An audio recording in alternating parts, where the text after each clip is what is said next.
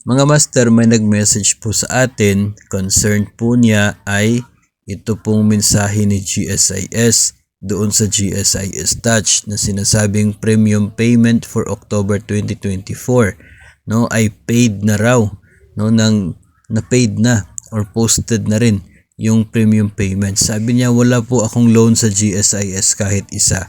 So bakit may ganun? Ito pong tinatawag dito na premium payment na napopost sa GSIS po, sa atin pong GSIS Touch. Hindi po kinakailangan ng loan para papasok ito kasi ito po yung nakadidak sa sahod natin.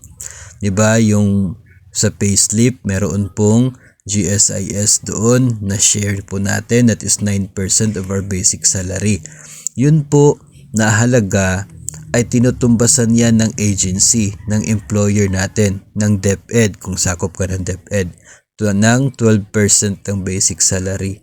So total po 21% ng basic salary na yan nire-remit ni agency papunta kay GSIS.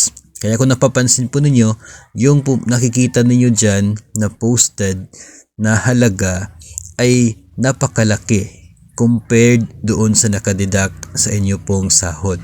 Kasi yung posted na GSIS ay para po sa employee at employer share. Yung nakadidak sa ating sahod, sa atin po yun, contribution, mayroon pa pong galing sa agency, tinutumbasan, at dinadagdag para po i-remit sa GSIS.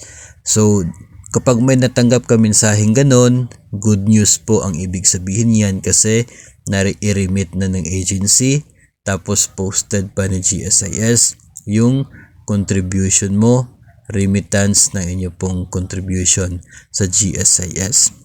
Kahit wala kang loan, talagang may ganon kasi hindi po yun related sa loan sa GSIS. Related po yun sa monthly remittance yung nakadidak sa ating sahod para po sa GSIS. Pero kung wala kang matatanggap na ganon, wala kang makikita, ay dapat ka nang kabahan kasi that's a sign na hindi po nagre-remit si agency. Kung titingnan po ninyo, kung wala pong mensaheng ganon, wala pong notification, i-check po ninyo doon sa record po. Nakikita naman po doon sa premium remittances. Madalas kung wala talagang notification na posted na, remitted na, ay blanco yung remittance pagdating po doon sa premiums at nagkaka-arrears. So yun po ang hindi maganda kasi apektado dyan yung PPP mo, period with paid premiums. At tandaan na ang PPP, unang-una, while we are inactive, basis yan ng pwede nating ma-loan sa MPL.